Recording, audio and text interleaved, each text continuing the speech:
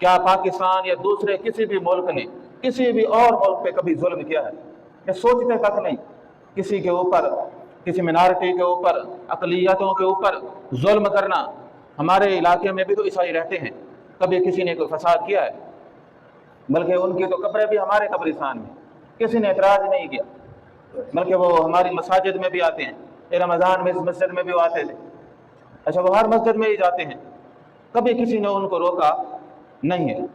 تو اقلیتوں کے ساتھ ہمارے وہ یہاں پہ محفوظ، خود کو محفوظ سمجھتے ہیں.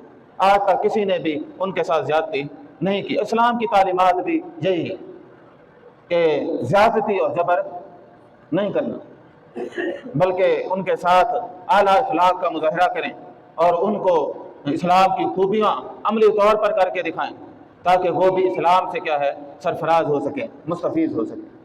دعوت بھی ظاہر ہے کہ ایک اسلام کا شعبہ ہے، ان کو خوبصورت طریقے سے اسلام کی دعوت بھی دی جائے.